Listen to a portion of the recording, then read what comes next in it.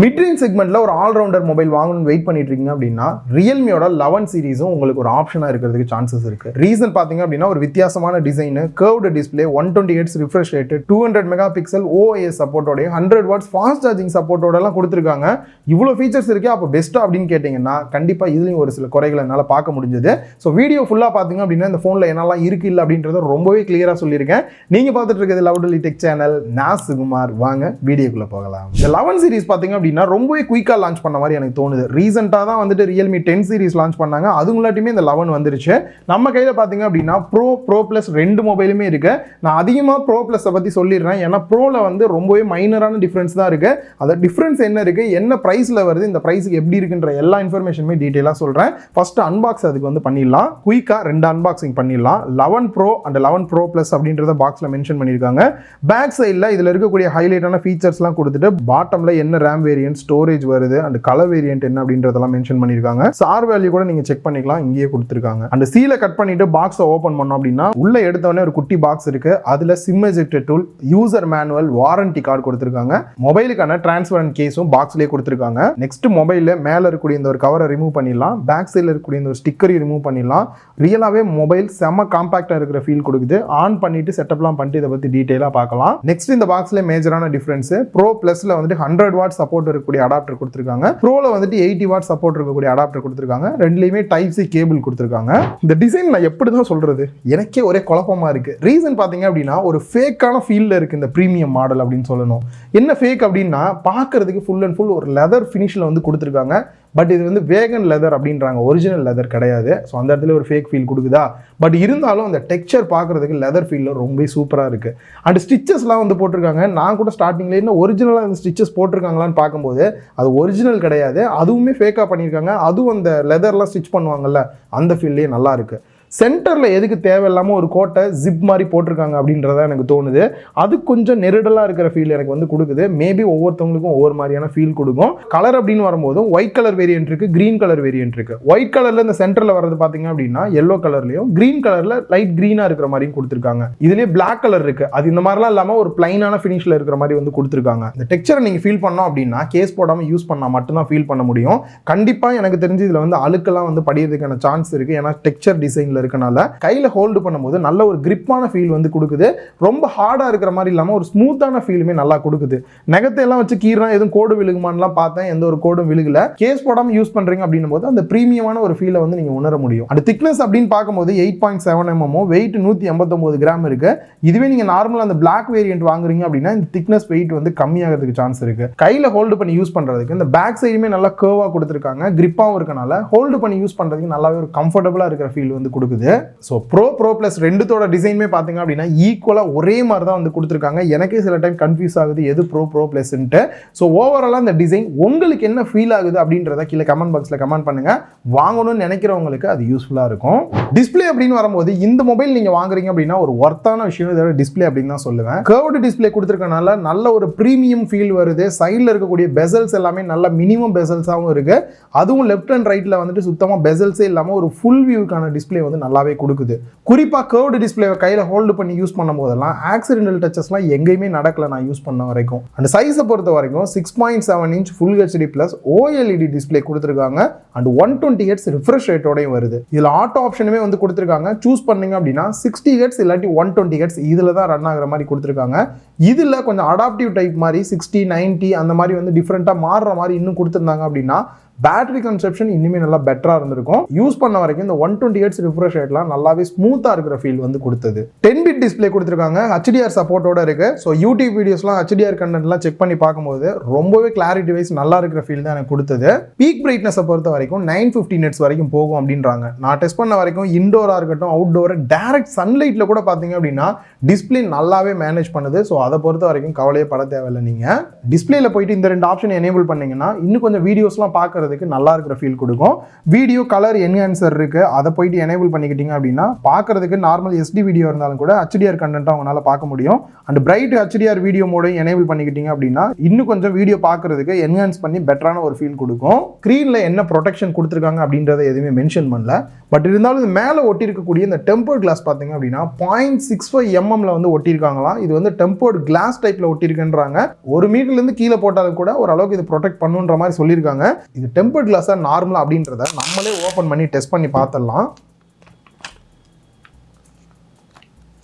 உடையவே இல்லை. உடையுது. உடச்சு பார்த்த வரைக்கும் உடையுது. டெம்பர்ட் கிளாஸ் தான் யூஸ் பண்ணியிருக்காங்க. ஓவரால் டிஸ்பிளே குவாலிட்டி அப்படின்னு பார்க்கும்போது நான் ஏற்கனவே சொன்ன மாதிரி நீங்கள் ஒரு நல்ல டிஸ்பிளே எதிர்பார்க்குறீங்க அப்படின்னா ரியலாகவே சூப்பராக இருக்குது. நார்மலாக நீங்கள் HDR கண்டென்ட் யூடியூப் வீடியோஸ் பார்க்குறீங்க அப்படின்னாலும் கூட குறிப்பாக கேம் பிளே பண்ணுறது கூட பார்த்தீங்க அப்படின்னா ரொம்பவே நல்ல ஒரு டிஸ்பிளேவாக தான் கொடுத்துருக்காங்க. சின்ன ஒரு ப்ராப்ளம் நான் ஃபேஸ் பண்ணது செக்யூரிட்டி அன்லாக்ல ஃபேஸ் பண்ணேன். மேபி இது அப்டேட்டில் கூட வந்துட்டு ஃபிக்ஸ் பண்ணுறதுக்கு சான்சஸ் இருக்குது. ஆக்சுவலாக OnePlus, Vivo, Oppo, Realme, Redmi எல்லாத்துலேயுமே பார்த்தீங்கன்னா ஃபிங்கர் பிரிண்ட் ஸ்கேனர் நல்லாவே ஃபாஸ்ட்டாக இருக்கும். பட் இதில் கொஞ்சம் ஸ்லோவாக இருக்கிற ஃபீல் இருக்கு. அதுக்குன்னு சாம்சங் அளவுக்குலாம் ஸ்லோவாக இருக்குன்னு சொல்ல முடியாது. லைட்டாக ஒரு ஸ்லோவாக இருக்கிறத வந்து ஃபீல் பண்ண முடியுது. அதை தாண்டி ஃபேஸ் அன்லாக் கொடுத்துருக்காங்க. அது யூஸ் பண்ணுறதுக்கு நார்மலாக நல்லாவே ஃபாஸ்ட்டாக இருக்கிற ஃபீல் கொடுக்குது. பாட்டமில் டியூவல் சிம் ஸ்லாட் கொடுத்துருக்காங்க. SD கார்டு எக்ஸ்பேண்டபிளாக அவங்களால போட முடியாது. 2 சிம் கார்டு, அதுவும் 5G சிம் கார்டு சேம் டைம்லேயே போட்டு யூஸ் பண்ணிக்க முடியும். அண்ட் நெக்ஸ்ட் மைக் கொடுத்துருக்காங்க, Type-C போர்ட் கொடுத்துருக்காங்க, ஸ்பீக்கர்கள் கொடுத்துருக்காங்க. ஸ்பீக்கரை பொறுத்த வரைக்கும் ஸ்டீரியோ ஸ்பீக்கர் கொடுத்துருக்காங்க. டாப்லையுமே பார்த்தீங்க அப்படின்னா ஏர் வெண்ட் வந்து கொடுத்துருக்காங்க. இதனால சவுண்ட் எஃபெக்ட் ஸ்டீரியோவில் ரொம்பவே நல்ல ஒரு எஃபெக்ட் கொடுக்குது. கேட்கறதுக்கு ஓகே அப்படின்னு சொல்லலாம். அண்ட் அதை தாண்டி டாப்பில் நாய்ஸ் கேன்சலேஷன் மைக் கொடுத்துருக்காங்க. ரைட் சைடில் volume rocker key and power button கொடுத்துருக்காங்க. பேட்டரி கெப்பாசிட்டியை பொறுத்த வரைக்கும் ரெண்டுலேயுமே 5000 mAh பேட்டரி கெப்பாசிட்டி கொடுத்துருக்காங்க. இந்த இடத்துல அடாப்டரில் தான் வந்து சேஞ்சஸ் இருக்குது. நார்மலாக நீங்கள் ப்ரோ ப்ளஸ் வாங்குறீங்க அப்படின்னா 100 வாட்ஸ் அடாப்டர் கொடுத்துருக்காங்க. இதை யூஸ் பண்ணி அரை மணி நேரத்துக்குள்ளே உங்களால் ஃபுல் சார்ஜ் பண்ணிக்க முடியும். ஸோ இது ஒரு ஃபாஸ்ட் சார்ஜிங் எதிர்பார்க்குறவங்களுக்கு ஒரு பெஸ்ட்டான ஆப்ஷன். அதே சமயம் எனக்கு பெருசாக ஃபாஸ்ட் சார்ஜிங் தேவையில்லைன்னு நினைக்கிறவங்க நீங்கள் ப்ரோ சூஸ் பண்ணுறீங்க அப்படின்னா இதுலேயே 5000 mAh பேட்டரி கெப்பாசிட்டி கொடுத்துட்டு பாக்ஸில் வர அடாப்டர் 80 வாட்ஸ் அடாப்டர் வரும். பட் உங்கள் மொபைல் சப்போர்ட் பண்ணுறது 67 வாட்ஸ் தான் ஃபாஸ்ட் சார்ஜிங் சப்போர்ட் பண்ணும். ஸோ ஓவராலாக பார்க்கும்போது ஃபாஸ்ட் சார்ஜிங் எதிர்பார்க்குறவங்களுக்கு ப்ரோ ப்ளஸ் வந்து ஒரு பெஸ்ட் ஆப்ஷனாக இருக்கும். அரை மணி நேரத்துக்குள்ள சார்ஜ் ஆகுது அப்படின்றது. பேட்டரி லைஃப்பை பொறுத்த வரைக்கும் ஓரளவுக்கு ரெண்டுமே ஈக்குவலாக தான் வருது. ஒரு நாள் வரைக்கும் நீங்கள் தாராளமாக பேட்டரி லைஃப் பற்றி கவலை பண்ணணுன்னே தேவையில்லை. நல்லாவே பேட்டரி நிற்குது. என்னோட பழைய Realme 5 Pro ரிவ்யூ பண்ணதை எடுத்து செக் பண்ணி பார்த்தேன். அப்போ என்ன சொன்னனோ எக்ஸாக்டாக இப்போயும் நான் அதையே தான் சொல்ல போகிறேன்னு நினைக்கும் போது எனக்கு சிரிப்பாக இருக்குது. சரி, ஓகே, இருக்கட்டும், அதை சொல்கிறேன். ரியல்மியோட ஓன் OS தான் Realme UI 4ல் ரன் ஆகிட்டு இருக்கு. Android 13 பேஸ் பண்ணி வரக்கூடிய சாஃப்ட்வேர் அப்டேட் அப்படின்னு பார்க்கும்போது 3 வருஷத்துக்கான சாஃப்ட்வேர் அப்டேட்டும் 4 வருஷத்துக்கான செக்யூரிட்டி பேட்ச் அப்டேட்டும் கொடுக்குற மாதிரி சொல்லியிருக்காங்க. நல்ல விஷயம்தான். இங்கே குறை அப்படின்னு வரும்போது நான் ஏற்கனவே சொன்ன மாதிரி 5 Proவில் என்ன சொன்னேன்னா நிறைய ஆப்ஸாக கொடுத்துருக்காங்க, எல்லாத்தையும் அன்இன்ஸ்டால் பண்ண வேண்டியதாக இருக்குன்னு. அந்த குறையெல்லாம் சரி பண்ணுவாங்க அப்படின்னு பார்த்தா 10 Proலையும் நம்ம அதே குறை தான் சொல்லியிருந்தோம். இப்போ 11 Pro வந்துருச்சு. 11 Pro ப்ளஸ்லையுமே பார்த்தீங்கன்னா ஏகப்பட்ட ப்ளோட்வேர்ஸ் ஆப்ஸை இன்ஸ்டால் பண்ணி வச்சுருக்காங்க.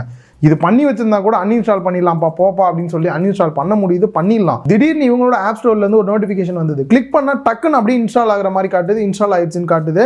ஸோ இந்த மாதிரிலாம் பார்த்தீங்கன்னா நிறைய இடத்துல வந்து என்னால் வந்து ஆப் சஜஷன் பார்க்க முடிஞ்சுது. கேம்ஸ் ஆப்ஸ்ன்னு சொல்லி தனியாக ஃபோல்டர் இருக்குது, அதை கிளிக் பண்ணால் நிறைய சஜஷன் வருது. அங்கங்கே பார்த்தீங்க அப்படின்னா நிறைய என்னால் வந்துட்டு இந்த மாதிரி ஆப் சஜஷனை வந்து அட்வர்டைஸ்மெண்ட் மாதிரி பார்க்க முடியுது. ஸோ ப்ரைஸ் கட் பண்ணுறதுக்கு இந்த மாதிரிலாம் பண்ணுறோம் அப்படின்ற மாதிரி சொன்னாலும் அது யூசரை ரொம்பவே இரிட்டேட் பண்ணுற மாதிரி தான் இருக்குது. இது எல்லாத்தையும் ஸ்டாப் பண்ண முடியுமா அப்படின்னா அங்கங்க போய் ஆஃப் பண்றதுக்கான ஆப்ஷன்ஸ் இருக்கு. எல்லாத்தையுமே ஸ்டாப் பண்ண முடியும். ஸோ தெரிஞ்சவங்க ஈஸியாக அதை ஆஃப் பண்ணிடுவாங்க. தெரியாதவங்க நிலைமை யோசிச்சு பாருங்க. டோட்டலாக இந்த மாதிரியான ப்ராப்ளத்தோடயே வாழ்ந்துகிட்டு இருக்கிற மாதிரி தான் இருக்கும் இந்த ஃபோனோட. ஸோ இதை இன்னும் ஸ்டாப் பண்ணி ரெடியூஸ் பண்ணாங்க அப்படின்னா பெட்டராக இருக்கும். இது இந்த ஃபோனில் ஒரு மிகப்பெரிய ப்ராப்ளமாக இருக்கு. ஒரு ப்ரீமியமான ஃபீலாக கொடுக்கக்கூடிய மொபைலே வந்து கெடுக்கிற மாதிரி தான் இந்த ஒரு விஷயம் இருக்கு. மற்றபடி யூஸ் பண்ணுறதுக்கும் சரி, ஃபீச்சர்ஸும் சரி நிறையா இருக்கும். அதெல்லாம் பெருசாக குறை சொல்ல முடியாது. அண்ட் அதே மாதிரி அடாப்டிவ் ஸ்லீப் ஆப்ஷன்லாம் இருக்குது. அதை எனேபிள் பண்ணீங்க அப்படின்னா நார்மலாக ஸ்க்ரீன் டைம் ஒரு 15 செகண்டில் ஆஃப் ஆயிடணும்னு வச்சிருந்தீங்க அப்படின்னா கூட நீங்கள் ஸ்க்ரீனை பார்த்துக்கிட்டே இருந்தீங்க அப்படின்னா ஸ்க்ரீன் ஆஃபே ஆகாது. இந்த மாதிரியான ஒரு சில ஃபீச்சர்ஸ்லாம் கூட நீங்கள் ட்ரை பண்ணலாம். 2 கேமராவோட சாம்பிள் இமேஜும் சைட் பை சைட் போடுறேன், எப்படி இருக்குன்றதையும் பார்த்துக்குங்க. ஃபர்ஸ்ட் செல்ஃபி கேமராவை பொறுத்த வரைக்கும் ப்ரோவில் 16 மெகா பிக்சல் கொடுத்துருக்காங்க. அப்பேச்சர் வேல்யூ 2.45 வருது. அதுவே ப்ரோ ப்ளஸில் 32 மெகா பிக்சல் சோனியோட செல்ஃபி கேமரா வந்து கொடுத்துருக்காங்க. ரெண்டுத்தையும் கம்பேர் பண்ணும்போது ப்ரோ ப்ளஸ் நல்லாவே டீட்டெயிலாக ஷார்ப்பான இமேஜ் அவுட்புட் கிடைக்குது. ஸோ செல்ஃபி லெவல் இருக்கீங்க அப்படின்னா கண்டிப்பாக நீங்கள் ப்ரோ ப்ளஸ் லென்ஸ் தான் போய் ஆகணும். ப்ரோல பாத்தீங்க அப்படின்னா செல்ஃபி கேமரால 1x மட்டும் தான் எடுக்க முடியும். அதுவே ப்ரோ பிளஸ்ல 1x மட்டும் இல்லாம 0.8xக்குமே வந்து உங்களால இன்னும் கொஞ்சம் வைடரான போட்டோஸ் எடுக்க முடியுது. ப்ரோவை பொறுத்த வரைக்கும் இந்த லெஃப்ட் சைடுல இருக்க கேமரா ஒரு டம்மி தான், ஒரிஜினல் கிடையாது, சும்மானாவது அது வச்சிருக்காங்க. ஸோ மெயின் கேமராவை பொறுத்த வரைக்கும் ரெண்டுலையுமே OIS சப்போர்ட்டோட கொடுத்துருக்காங்க. எனக்கு தெரிஞ்சு லாஸ்ட் டைமை விட இந்த இடத்துல ஒரு அப்கிரேட் அப்படின்னு பார்த்தீங்கன்னா இந்த OIS சப்போர்ட்டோட கொடுத்தது. ஸோ இது நிறைய இடத்துல யூஸ்ஃபுல்லாக இருக்கும். நார்மலாக நீங்கள் ஃபோட்டோஸ் எடுக்கிறீங்க, லோ லைட்டில் ஃபோட்டோஸ் எடுக்கிறீங்க, குறிப்பாக வீடியோஸ் எடுக்கிறீங்க அப்படின்னா இந்த ஷேக்கிங்கே இல்லாமல் எடுக்கிறதுக்கு இது ரொம்ப ஹெல்ப்ஃபுல்லான ஒரு விஷயம் தான். ப்ரோவோட மெயின் கேமரா 100 மெகா பிக்சல் கொடுத்துருக்காங்க. அப்பேச்சர் வேல்யூ 1.75 வருது. அதுவே ப்ரோ பிளஸ்ல 200 மெகா பிக்சல் சாம்சங்கோட ஐசோசெல் HP3 சென்சார் வந்து கொடுத்துருக்காங்க. ரெண்டுத்தோட போட்டோயுமே சைட் பை சைட் பார்த்துருப்பீங்க. என்னைய பொறுத்த வரைக்கும் ப்ரோ பிளஸோட போட்டோ கேமரா அவுட்புட் வந்து ரொம்பவே பெட்டரா இருக்கிற ஃபீல் இருக்கு. நல்லாவே டீடைலிங்காகவும் இருக்கு. ப்ரோ பிளஸ் வாங்குறீங்க அப்படின்னா லாஸ்லெஸ் ஜூம் ஆப்ஷன் கொடுக்குறாங்க. நார்மலாக வந்து டெலிஃபோட்டோ ஃபோட்டோஸ் எடுக்கிறதுக்கு தனியான கேமரா கொடுப்பாங்க. பட் இதுலேயே பார்த்தீங்க அப்படின்னா நார்மலாக 200 மெகா பிக்சல் அப்படின்றனால அதையே உங்களுக்கு கிராப் பண்ணி பார்த்தீங்க அப்படின்னா 2x அளவுக்கு ஜூம் பண்ணி ஃபோட்டோஸ் எடுத்துக்க முடியும். இன்னும் கொஞ்சம் கிராப் பண்ணி 4x அளவுக்கு ஜூம் பண்ணி ஃபோட்டோ எடுக்கிற மாதிரி கொடுத்துருக்காங்க. ஸோ இது நார்மல் நம்ம யூஸ் பண்ணுறோம் அப்படின்னும் போது பெரிய லெவலில் வந்து இதை கிராப் பண்ணியிருக்காங்கன்னே தெரில. ஜூம் பண்ணி எடுத்த மாதிரி நல்ல ஒரு கிளாரிட்டியான ஃபோட்டோ அவுட்புட் தான் வருது. அது கூட ஒரு நல்ல ஆப்ஷன் தான். ஆல்ரெடி பார்த்தீங்கன்னா OnePlusலேயே இந்த ஃபீச்சர் பார்த்துருந்தோம், நல்லா தான் இருந்தது. இப்போ ரியல்மிலையும் கொண்டு வந்திருக்காங்க. இன்னொரு நியூ ஸ்பெஷல் ஃபீச்சராக நான் பார்த்தது ஆட்டோ ஜூம் ஆப்ஷன் வந்து கொடுத்துருக்காங்க. நார்மலாக நீங்கள் ஒரு வீடியோ எடுக்கிறீங்க அப்படின்னும் போது எந்த இடம் ஜூம் ஆகணுமோ அதை மட்டும் கிளிக் பண்ணுங்க அப்படின்னாலே ஆட்டோமேட்டிக்காக அந்த இடம் ஜூம் ஆகுது. இன்னொரு இடத்த கிளிக் பண்ணால் அந்த இடம் வந்து ஜூம் ஆகுது. இது மேனுவலை கம்பேர் பண்ணும்போது இன்னுமே பெட்டரா இருக்கிற மாதிரி இருக்கு. ஜஸ்ட் இந்த மேல இருக்க இந்த ஐகானை மட்டும் கிளிக் பண்ணீங்க அப்படின்னாலே இந்த ஆப்ஷன் எனேபிள் ஆகிக்குது. ப்ரோல வந்து கேமரா தீர போது 2 மெகா பிக்சல் ஒரு டெப்த் சென்சார் கொடுத்துருக்காங்க. அதை அப்படியே விட்டுறலாம். இந்த பக்கம் ப்ரோ பிளஸ்ல பார்த்தோம் அப்படின்னா 8 மெகா பிக்சலுக்கான அல்ட்ரா வைட் ஆங்கிள் கேமரா கொடுத்துருக்காங்க. மெயினோட கம்பேர் பண்ணி எந்த அளவுக்கு இருக்கு அப்படின்றது நீங்க பார்த்துக்கலாம். நெக்ஸ்ட் ப்ரோ பிளஸ்ல ஒரு மேக்ரோ கேமரா 2 மெகா பிக்சல் கொடுத்துருக்காங்க. அது எப்பயும் போல நம்ம யூஸ் பண்ண போறது இல்ல. ஒரு சில போட்டோ சாம்பிள்ஸ் நீங்க பார்க்கலாம். ஃப்ரண்ட்ல வீடியோ அப்படின்னு வரும்போது மேக்ஸிமம் 1080p 30 fps எடுக்கிற மாதிரி தான் கொடுத்துருக்காங்க. அது 60 fps கொடுத்துருந்தாங்கன்னா இன்னும் கொஞ்சம் பெட்டரா இருந்திருக்கும். அதுவே பேக் சைடு அப்படின்னு வரும்போது ஏற்கனவே சொன்ன மாதிரி OIS சப்போர்ட் இருக்கிறது இனிமே நல்ல ஒரு பெட்டரான ஆப்ஷனா இருக்கு. வீடியோஸ்லாம் எடுக்கிறதுக்கு ஷேக்கிங்கே இல்லாம எடுக்க முடியுது. அண்ட் மேக்ஸிமம் 4K 30 fps எடுக்கலாம். அப்படி இல்லைன்னா 1080p 60 fps இல்லாட்டி 30 fps எடுக்கிற மாதிரி கொடுத்துருக்காங்க. வீடியோஸை பொறுத்த வரைக்கும் ரெண்டு போன்லயுமே ஒரே அவுட்புட் தான் கிடைக்குது. சில டைம் ரெட்மில லான்ச் பண்ற போன் மாதிரியே பாத்தீங்கன்னா எக்ஸாக்ட் ஸ்பெக்கோட போக்கோலையும் ஒரு போனை லான்ச் பண்ணி வைப்பாங்க. சில போன்ல பல போன் அந்த மாதிரி லான்ச் பண்ணுவாங்க. அதே மாதிரியே பாத்தீங்கன்னா இந்த மீடியா டெக்ல அவங்க பண்றது மீடியாடெக்கோட டைமென்சிட்டி 1080 அப்படின்னு சொல்லி ஆல்ரெடி போன வருஷம் ஒரு ப்ராசஸர் லான்ச் பண்ணியிருந்தாங்க. அந்த ப்ராசஸர் தான் பார்த்தீங்கன்னா 10 Pro Plusல வந்து யூஸ் பண்ணியிருந்தாங்க. பட் இந்த 11 சீரிஸ்ல வந்துருக்கூடிய ப்ராசஸர் பார்த்தீங்க அப்படின்னா மீடியாடெக்கோட டைமென்சிட்டி 7050 அப்படின்ற ப்ராசஸர் யூஸ் பண்ணியிருக்காங்க. இந்த ரெண்டு ப்ராசஸருக்கு ஏதாவது வித்தியாசம் இருக்கா அப்படின்னு கேட்டிங்கன்னா ஏற்கனவே சொன்ன மாதிரி ஜஸ்ட் ஒரு ரீபிராண்டிங் பண்ணி அதே ப்ராசஸர் தான் அப்படியே யூஸ் பண்ணியிருக்காங்க. அதுக்குன்னு இந்த ப்ராசஸர் மொக்கன்லாம் நினச்சிடாதீங்க, பேரை மட்டும் தான் மாற்றிருக்காங்க. நான் யூஸ் பண்ணி பார்த்த வரைக்கும் பார்த்தீங்க அப்படின்னா பர்ஃபார்மன்ஸ் வைஸ் நல்லா இருக்கிற ஃபீல் தான் வந்து கொடுக்குது. குறிப்பாக வேப்பர் சாம்பர் கூலிங் சிஸ்டம்லாம் கொடுத்துருக்காங்க. இதனால் கேம் பிளே பண்ணாலும் கூட பெருசாக லேக் இருக்கிற ஃபீல் எங்கேயுமே இல்லை. மல்டி டாஸ்கிங் பண்ணுறீங்க, நிறைய ஆப்ஸ் எல்லாம் ஓப்பன் பண்ணுறீங்க அப்படின்னாலும் கூட யூஸ் பண்ண வரைக்கும் பெருசாக லேக் இருக்கிற ஃபீல் எங்கேயுமே இல்லை. பட் இந்த ரீபிராண்டிங் பண்ணுறதை குறைச்சிட்டு கொஞ்சம் ஏதாவது இம்ப்ரூவ்மெண்ட் பண்ணாங்க அப்படின்னா இன்னும் பெட்டராக இருக்கிற ஃபீல் வந்து இருக்கும். மீடியாடெக்கை சொல்கிறேன். ஸோ ஃபைனலாக இந்த ஃபோன் எப்படி இருந்தது ப்ரைஸ் அப்படின்னு பார்க்கும்போது 11 Pro Plusக்குமே பார்த்தீங்க அப்படின்னா மேஜரான அப்கிரேட் வந்துட்டு ஃபாஸ்ட் சார்ஜிங் அடாப்டரில் கொடுத்துருந்தாங்க. மற்றபடி கேமராவில் தான் வந்து சேஞ்சஸ் இருந்தது. ப்ராசராக இருக்கட்டும், டிஸ்பிளேவாக இருக்கட்டும், மற்ற எல்லா விஷயமே ஈக்குவலாக தான் வந்து கொடுத்துருக்காங்க. ஸோ இந்த இடத்துலையும் நீங்கள் டிசைட் பண்ணுறது வந்துட்டு உங்களுக்கு எது தேவை அப்படின்றத பார்த்து டிசைட் பண்ணிக்கலாம். அண்ட் இது இல்லாமல் ஆல்ரெடி லான்ச் பண்ண ரியல்மி 10 சீரிஸை கம்பேர் பண்ணும்போதுமே பார்த்தீங்க அப்படின்னா பர்ஃபார்மன்ஸ் வைஸும் ஈக்குவலாக தான் இருக்குது. டிஸ்பிளே மோஸ்ட்லி எல்லாம் ஈக்குவலாக தான் இருக்குது. இந்த அடாப்டர் சைடும் கேமரா சைடும் தான் அங்கேயுமே வந்து அப்கிரேட் இங்கே கொண்டு வந்திருக்காங்கன்னு தான் எனக்கு தோணுது. 25,000 30,000 ஒரு பெஸ்ட் மொபைல் வாங்கணும்னு நினைக்கிறவங்களுக்கு இந்த மொபைலும் ஒரு பெஸ்ட் ஆப்ஷனாக இருக்கலாம். இதையும் தாண்டி இன்னும் மற்ற பிராண்ட்ஸ்லையுமே வந்து பார்த்தீங்க அப்படின்னா பெஸ்ட் மொபைல்ஸ் இருக்க தான் செய்யுது. அண்ட் கூடிய சீக்கிரம் பார்த்தீங்க அப்படின்னா 20,000 30,000 என்னெல்லாம் பெஸ்ட் மொபைல்ஸ் இருக்குன்னு லிஸ்ட் அவுட் நான் பண்ணுவேன். அப்போ நீங்கள் சூஸ் பண்ணுறதுக்கு உங்களுக்கு ஒரு பெஸ்ட் ஆப்ஷனாக இருக்கும் எந்த மொபைல் சூஸ் பண்ணலாம் அப்படின்ட்டு.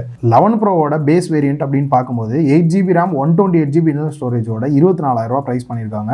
அதுவே 8GB RAM 256GB internal storage choose பண்ணுறீங்க அப்படின்னா 25,000 ப்ரைஸ் பண்ணியிருக்காங்க.